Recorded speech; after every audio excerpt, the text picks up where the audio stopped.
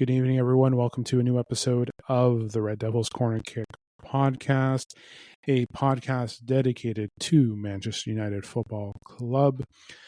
Before we proceed, like, subscribe, follow on YouTube, Apple Podcasts, Spotify, and Apple Podcasts, Spotify, and YouTube, X, TikTok, and Instagram as well. XRD Corner Kick Pod. Instagram and TikTok, the Red Devils Corner Kick Pod. Well, it is well over 24 hours since the draw against Fulham. And like last week's loss to Arsenal, the fallout seems worse than it was last week. A few things to talk about today, and some of it has been resulted of the fallout from yesterday's draw. Mainoo news, potentially leaving, or the rumor is, as well as the rumored salary negotiations apparently have come out. Hojlund is on his way out. From what it looks like here, everything is slowly showing that he's heading to Napoli, as almost everything has been agreed upon. Bruno Fernandes, yesterday was horrendous for him. If you listen to yesterday's episode, gave him a rating of 5. There's talks of him benching. Obviously, that's linked to Mainoo. So Mainoo, Bruno go hand in hand. Also, rumors of Saudi is back again. This is the third time we'll be mentioning this, as well as, what happened up to the the Europa League final, as well as a little bit in mid of the summer, and then now here we are again with the transfer window almost near the end, and I believe the Saudi transfer window goes about a week or so after ours, so after the European one, I believe, closes out. So, and then lastly, the Amorim out movement is larger than what it is supposed to be, but it's, here we are again. And I know last night it kind of went on a moment there after the preview with a little bit of a rant, but there's a lot to discuss. So basically, some of my segments are going to be combined together, but they are all linked, especially Kobe, Bruno, and Ruben. But let's just get into Rasmus Hojlund first. So Rasmus, the deal to Napoli seems like it's already in the books. It sucks that this is the end for Rasmus. I am happy that he's going to be getting an opportunity at a good club. And listen, I like to wish him all the best. From what I've been reading here,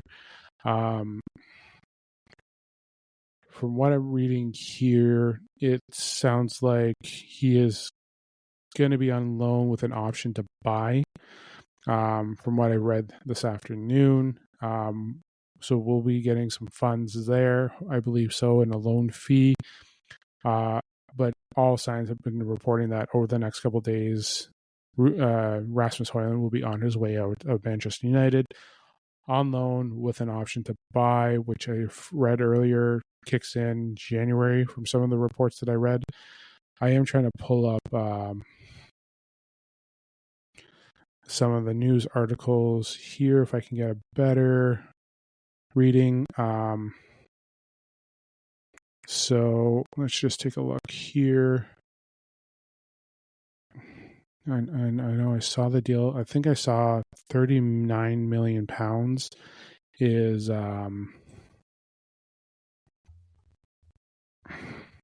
is what I saw earlier today, but everything is showing that he is heading to Napoli, which it does suck, but it's still working, to say the least. But it looks like all signs are pointing to Rasmus on his way out from what I've been seeing in the news today, and it's tough. Again, I would have liked to keep him for depth, obviously, with Sancho, Antony, Garnacho situations. They haven't been sold yet. As much as you've had lots of teams looking at all three, they have been player power and choosing the clubs that they want. Sancho seems to be not going to Roma, from what I've been reading, despite all that. I know Turkey has been putting his interest in as well. So we have that. There have been clubs going in for Antony, but Antony only wants Real Betis, and there's talks that there is a permanent deal potentially being worked at right now from that. But yeah, losing Rasmus is tough. All right, here's an article. So because again, it looks like here, okay. Proposed deal includes a conditional obligation to buy for around £40 million plus a loan fee, which you can see Manchester United earn up to £45 million from the transfer. There's also talks that Rasmus will be receiving a wage increase. So it looks like here Rasmus is currently on £85,000 before tax, and then potential rise to a net of $155 per week before tax. So he's going to be making not almost double, but like it seems pretty close. So he's getting out of the club. He's going to a club that just won Serie A, and he is making a bunch of money from it. Kind of a win-win. United, hopefully with the obligation to buy, that's $40 million next year, plus we get $5 million included with the transfer fee from what I'm seeing. So that helps the books, to say the least, in terms of Rasmus Hojlund. Obviously, you know how much Manchester United paid for him, but it is, in the end, it's looking like a good deal for United. But again, tough to have him go. Hopefully he's successful at Napoli. Hopefully he gets sold. Hopefully he helps us in the book. Hopefully we don't get a send back. That's what I'm I'm hoping that he is successful. I hope it helps him develop as well. So, but yeah, and again, it's tough to see him go. I would have loved to see him there, battle it out, but obviously with the way the season's going and not playing European football, his minutes would have been limited. It would have been tough. Xerxes going to be barely getting any minutes as well. So, but yeah, it is tough in the end. But I do wish him well. Hopefully everything goes well with the deal, and hopefully he has success. He's used to Serie A. He's played with Scott McTominay before. He knows of Kevin De Bruyne. So he knows what he's going to be doing when he gets there. So he's familiar. He has a teammate there that's going to help him out, which is key overall. Let's now. I just wanted to get that out there before we go into the deep conversation. Now, Kobe, Bruno, Ruben Amorim are all tied together. Like I can go segment to segment to segment, but this segment here is just going to be the big one, basically the chunk of the episode, with everything that's been going on.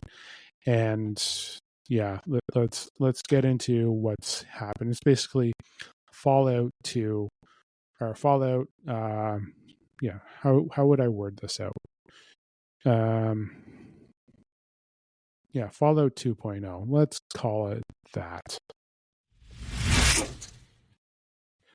So, as I mentioned, we're well over 24 hours from the lovely draw against with Fulham yesterday. I did go in last night's episode. I talked about how tough it is for Craven Cottage, how well Fulham did play. I gave them credit because credit is due. Man United did not play well. Kobe didn't play. Bruno didn't play. Amorim is definitely under fire with Game 2. Everyone's bringing up his first 29 games as a Manchester United manager.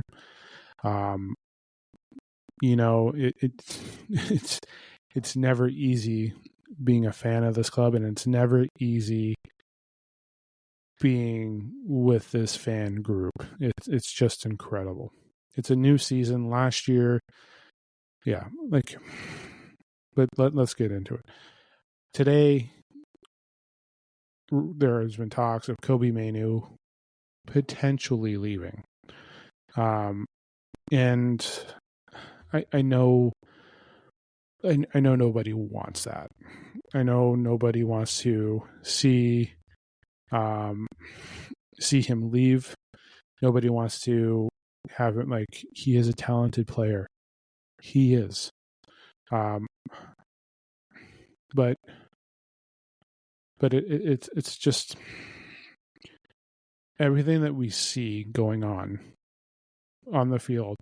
We don't know what's going on behind closed doors. We're only seeing 50% of what's going on. And obviously we saw no minutes for no minutes for Kobe in the first two games. 0. It's tough to see that, but we saw the post conference there of Ruben basically saying it's a competition. But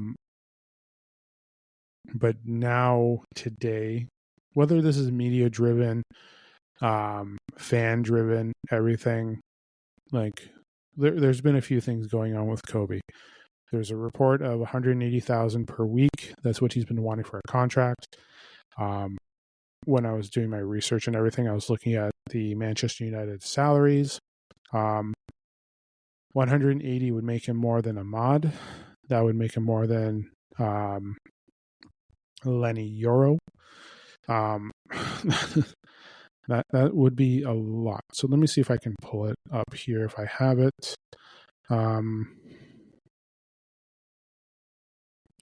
Yeah, because I saw salary demands, but let me just pull up because I want to see these salaries here. Because it's let me just see what website I was at. I'll use Sports Track. Yeah. Let's see here.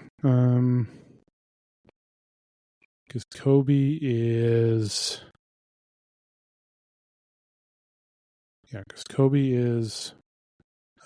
currently making $1.3 million for the year, and he wants to get bumped up to more than that.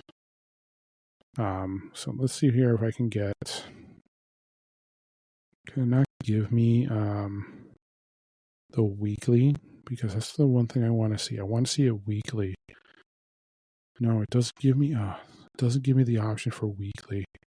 I want to see it. Let's see if this one gives it to me. Here we go. Yes, this is the one that I was looking at. Okay. Okay, Casemiro's 350, Bruno's 300, Sancho's 250. Those are the three highest earners. Obviously, whatever. But the rumor is Kobe wants 180,000. That would put him with Mateus Cunha. But yeah, that would put him with Mateus Cunha as one of the highest. Because our top 5 highest is Casemiro, Bruno, Jadon Sancho, Mateus de Ligt, Harry Maguire, and yeah, those are our 5 highest. Cunha and him would be tied for 6th. That would put him higher than Sesko. That would higher than Mbuemo, Luke Shaw, Mason Mount, Maz, Lisandro Martinez, Amad Diallo, Ugarte. So it would be higher than him and Lenny Euro. So, because again, Kobe is currently making $25,000. He wants a $155,000 increase in salary. Now, I hope that's just including like bonuses, everything with Champions League, but that's what it's looking at here. But with the lack of playing time, like, so again, the whole Kobe situation is, again, it's week 2. And I know we don't like, I feel like Ruben is just testing out the waters for these first 3 Prem games, because then after the international break, I think I mentioned it, you're going to see the actual changes that he wants. We're at like our first 2 games, we came out with 1 point, and everyone was to the moon after the Arsenal match, and everyone is down in the dumps after the draw. Everyone played like it was a bad game. Should Kobe leave? No. Should Kobe get more opportunities? He will. Will there be now there's pressure on Bruno, because Bruno had the shittiest game yesterday. Like, you missed the penalty. You have the most bullshit drama with a ref. Like, there was no intent by the ref to ruin his day. I know he said it was an excuse, but to complain about it, you shouldn't have made it. You made it worse than what it was. Not only that, the turnover that he had right after, which almost led to a goal. Also, by the way, he is the reason why, what's it called? Fulham scored. He didn't cover his man when returning. Left Luke Shaw deep end. He did not track properly and hurt us. I'm not going to say Bruno was the whole reason why we lost, but man, was he a huge contributing factor to the loss. And if you're Kobe Mainoo and you're seeing that and not being subbed on because of that, and I know it's your captain and I know that, it kills you a little bit more. It hurts you as well.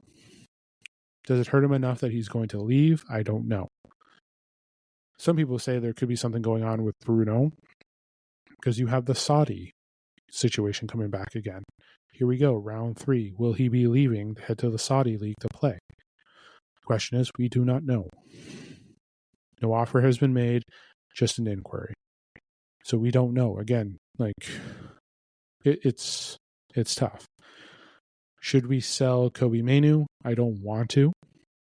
If there's a huge, like, we would be, I'm going to say it, we would be fucked if we lost Mainoo. Because then we're stuck with Casemiro, Bruno, and Ugarte as our only 3 mids. Yeah, that's who we would have for the whole season. You can rely on Mount, cool. And I know I made a suggestion or a comment of Mazraoui playing in that role of Ugarte and Casemiro. But there could be a potential where we have Bruno and Bruno and Kobe start together. But here's another thing as well. Here is another thing. We wouldn't survive with just 3. That would be horrendous to lose, especially with injury. Collier is out on loan. I believe it's West Brom. We don't have there. Kone, who we signed, is recovering from a facial fracture from the incident that happened a couple weeks ago. So he's not going to be there. I know people threw the idea of Licha going there because he played that type of position at Ajax. He won't be there. So we wouldn't have mid. We would be struggling with mid. You can have Mason Mount drop back. So what's the choice? Do you play them together? Do you bench Bruno? We don't know.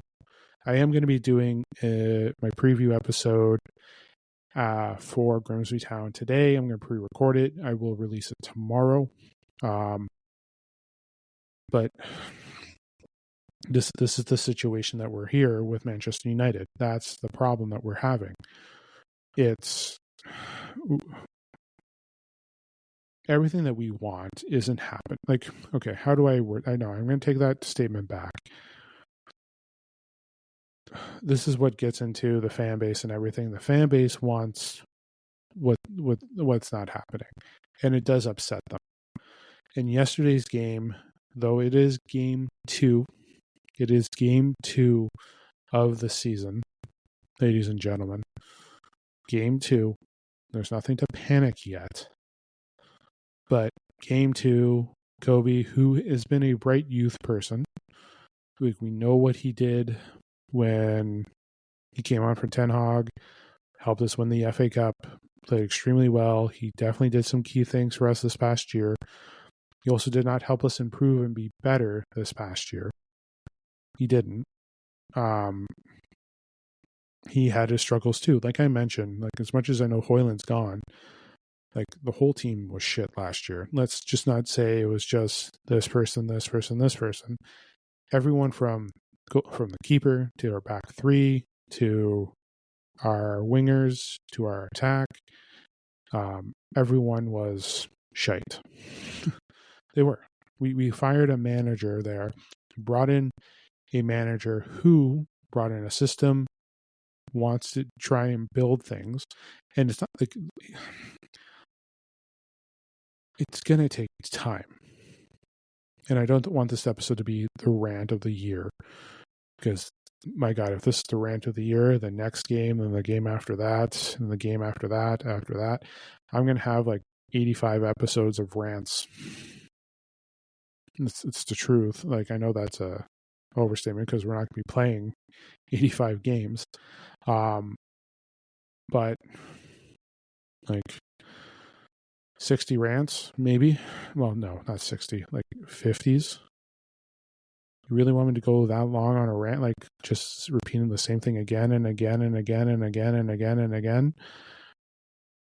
Listen, like yesterday's game, everything with the reaction post game, the fallout, it's understandable, but let's relax it a little bit. The Kobe Mainoo issue of him not playing the first two and then hearing that he wants to leave, all this stuff, or he's open to leaving, and that there's clubs paying attention to it. There's that. It's the fallout of a game where he didn't play. Will we be seeing him in Grimsby Town starting? Probably. 100%. You'll have to tune into that episode when I release it. Or you just wait until the game on Wednesday. But yeah. And with Bruno, yeah, like I just mentioned earlier, he was absolutely shit. Was he 100% the reason why? No.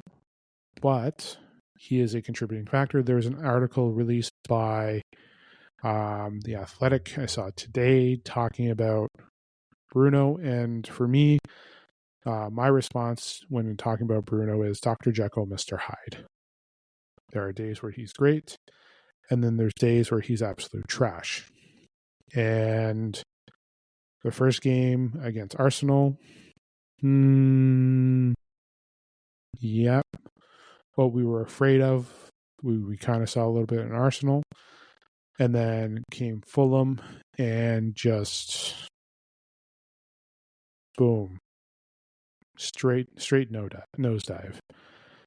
Like I said, it just was horrendous for him yesterday. Again, I rate him as a 5, but again, the missed penalty, the reaction, the way he acted with the ref.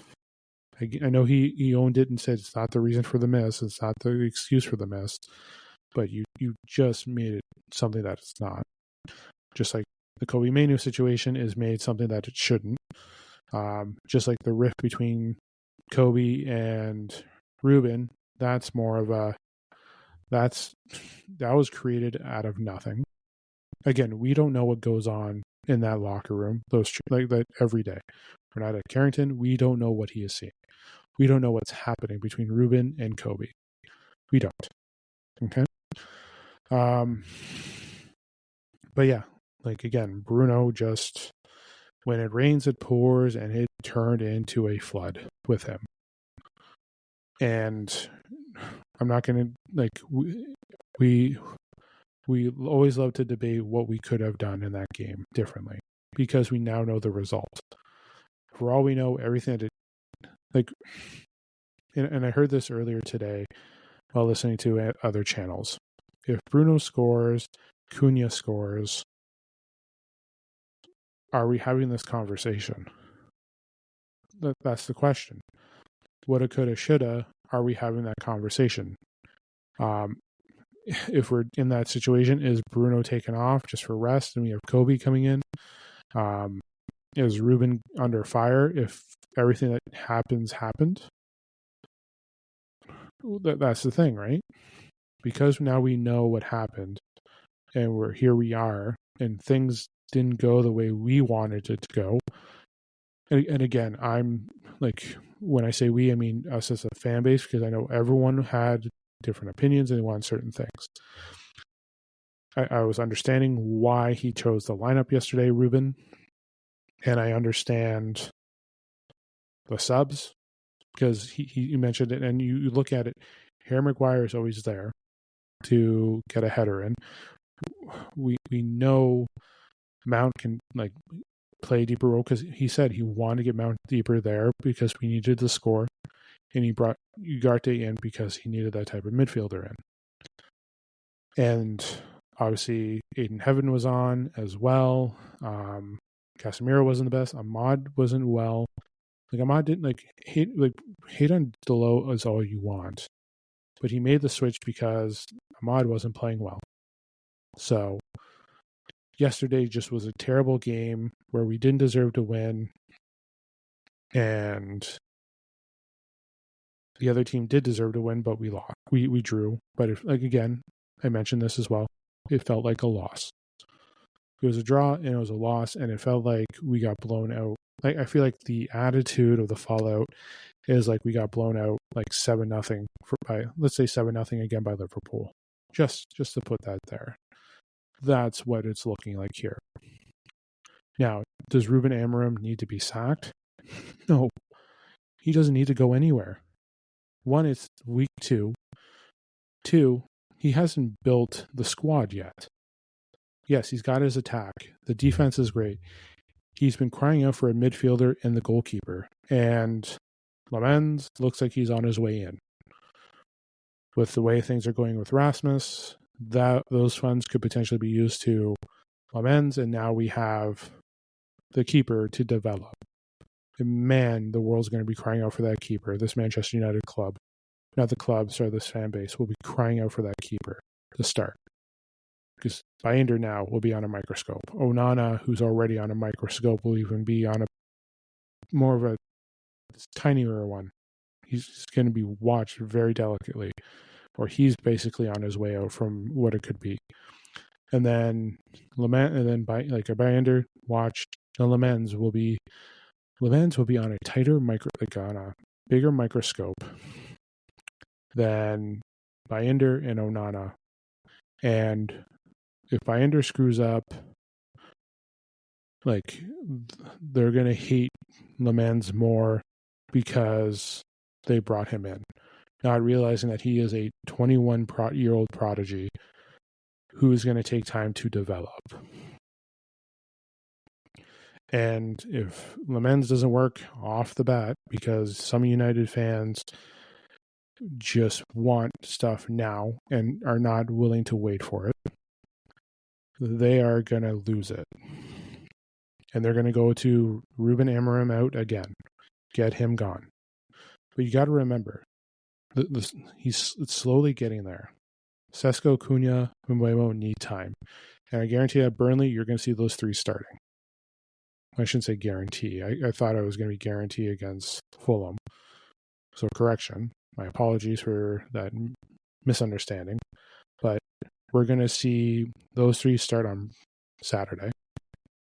It's about developing and getting them familiar with. 2, so he has the attack that he wants. He's very comfortable with the back 3. The middle, his wing backs are fine. The middle is what we're looking at, wondering what the F. Casemiro is going to run down his contract. He's gone next year. If Ugarte cannot perform, he is gone next summer. I think Bruno's already on his way out. I think Bruno feels like he should have now be gone already for how he's playing and how he's acting and how things are going. So he is going to be on his way out next summer. Kobe hopefully stays. Collier will be back. So realistically, next summer, we're going to have 2 midfielders.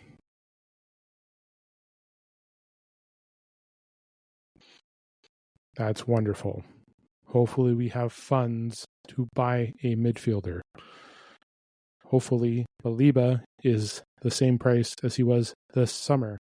Hopefully, nobody else wants him. Hopefully, Baliba only wants United. There's a lot of hopes, but we don't know. And with all of this, people are not waiting for it because they would rather look at what happened with Ruben from the time that he took over to the loss in the Europa final than be patient with this season. They want him gone by December. Fans, the media. Sir Jim has backed him.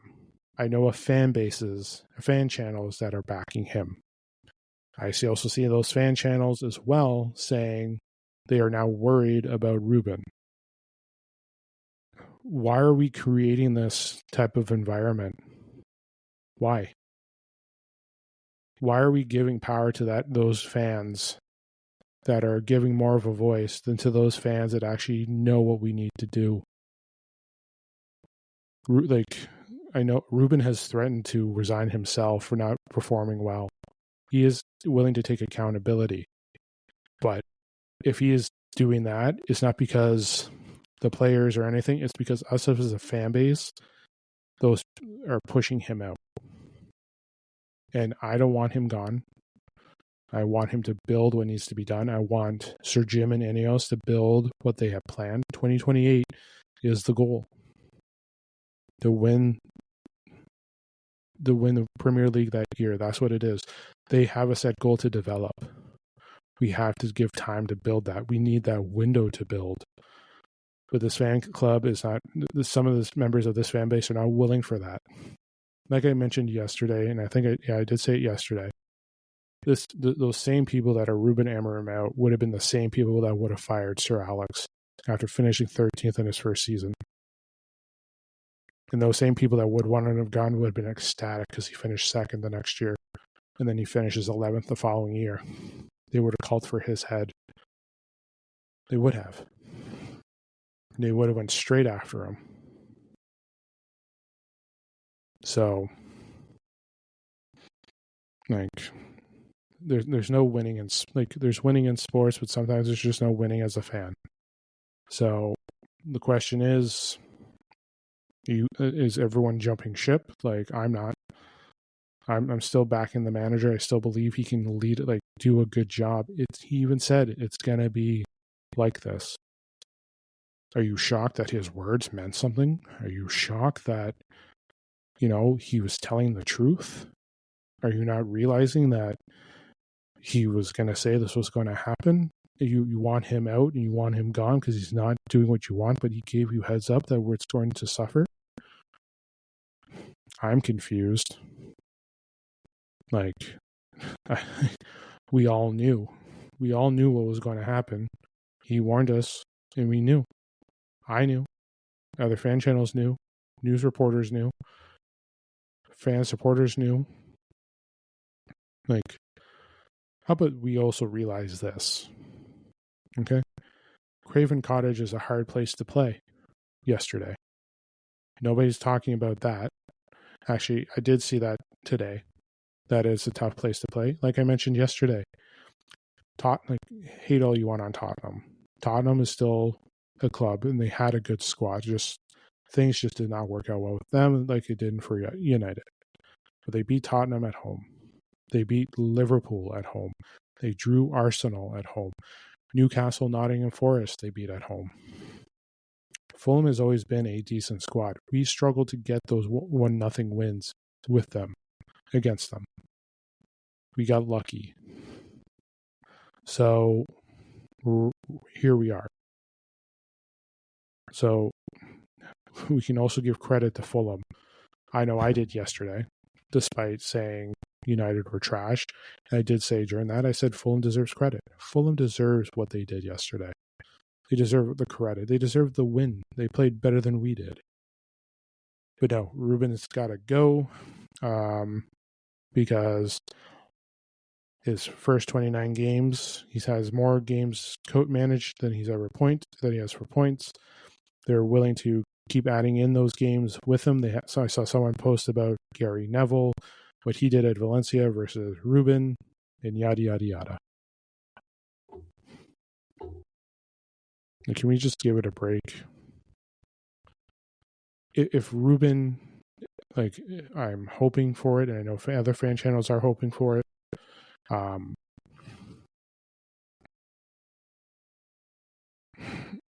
know I'm like I said, I'm hoping for it. Others are hoping for it. I am hoping for a Premier League win with Ruben. It's the truth. We are hoping for it. We're all wanting it. The question is, all those that hate him, that want him gone, what are you going to do if he brought us the title? What are you going to do if he finishes top 4 this season, wins 2 trophies, and we're successful this season? What are people going to do? For real. Because, like I said, we want European football. The domestic trophies are going to be on a microscope. They're going to be needed. Carlsborough, FA Cup are important ones. They are. We need those to get European football because, again, as I mentioned before the Arsenal match, we're competing against Newcastle, City, Chelsea, Arsenal, Liverpool. Liverpool, Arsenal, and Chelsea are going to be tough matchups. In general, we face City and Chelsea in a month. That's what it is. We face those 2 in a month. We face Liverpool in a month and a half. So again, we're facing 4. We're facing some of the 4 best from last year. We faced the top 4 from last year. It's really some of the top, yeah. So here we are. Like we're in a challenge here. Like, yeah, it's great that what we did against Arsenal, but and like I mentioned, consistency and United are distant relatives. They don't exist. They're they just don't exist. But who am I to say all that stuff?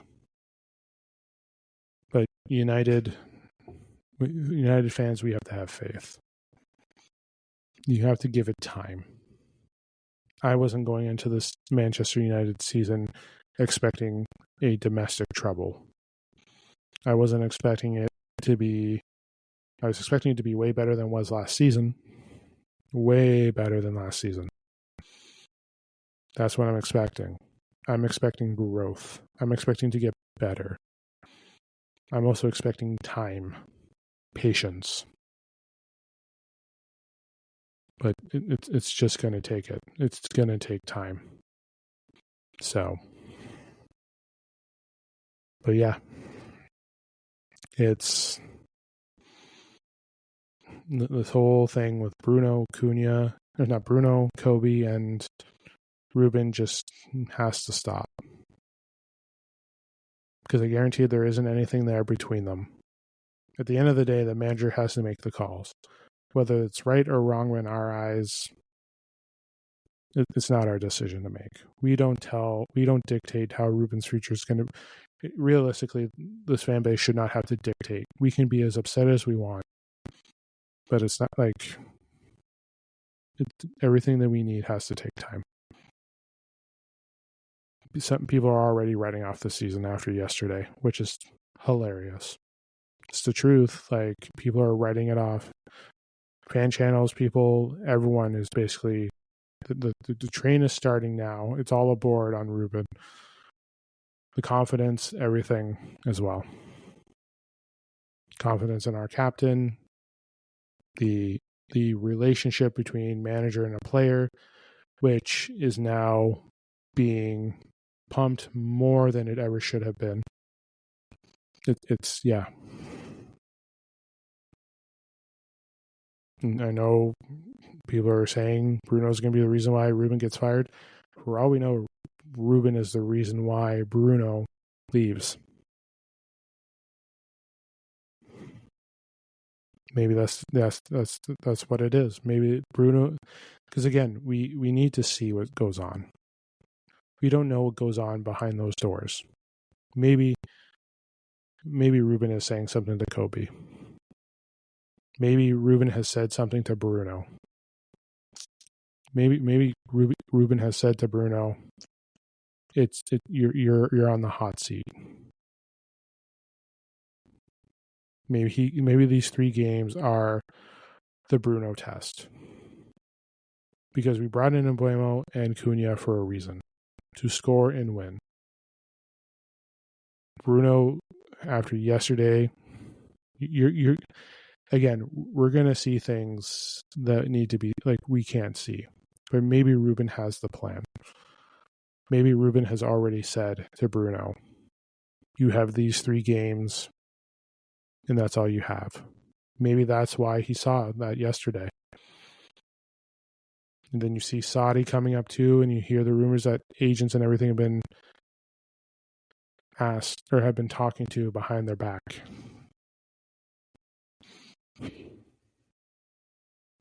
I think these games have just been trying to get them to find everything right.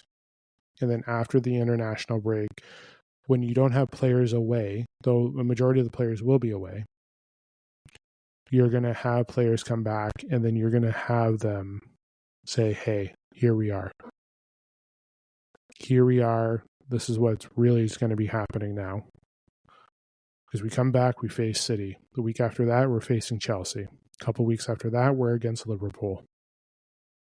So I think we're going to start seeing the squad that Ruben's going to have start after the international break. It's the truth. I think that's what's going to happen after the international break. We're going to see the squad that everyone wants to see, and it could be minus a captain. That's what they're looking at to see after that international break. And I believe that's true. I believe exactly what that's going to happen is that those 3 games, these 3, and it's lucky that we got 4 because of second round for Carlos World Cup, but we're going to see everything that we're talking about. I expect that all those changes that we're expecting, we're wanting, is going to happen after that international break. So, United fans, please take time. Just be patient. Because again, we don't see what the plan is. We don't. So, yeah, I'm going to leave it there. This went longer than it should have. It really did. I shouldn't have made it go this long. Listen, I'm going to be back. I'm going to be now aiming to record my preview against Grimsby Town. First game in the Carlos World Cup, second round. Yeah, I'm going to be really recording this literally after I get this episode released, and then I will probably get that preview out as well.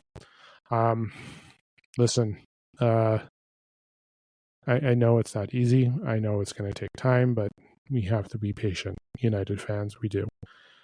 But yeah, don't forget to like, subscribe, follow, whether it's on YouTube, Apple Podcasts, or Spotify. Instagram, TikTok, the Red Devils Corner Kick Pod, and then RD Corner Kick Pod on X as well. Sorry. Kind of making a sound of X, like X. But yeah. Yeah, I know it's not easy at this time, but remember, it's just the second game. Things will get better. But yes. So yeah, new episode recording after I get this one set up, and then I will be back Wednesday after the game against Grimsby Town. So please keep an eye out for that. And then no episode, maybe an episode Thursday. Yeah, gonna do an episode Thursday, and do my Burnley preview, because we have Burnley on Saturday as well. So yeah, it's a busy week, to say the least, with 3 games in literally 7 days. So yeah, But yes, enjoy the rest of your day. Enjoy your evening. Enjoy your Tuesday as well. Enjoy the game as well. But yes, I'm off to record a new episode, and then I'll be back Wednesday with my post game episode as well, talking about the second round too. But yes, this is the Rebel Devils Corner Kick podcast. Glory, glory, Man United.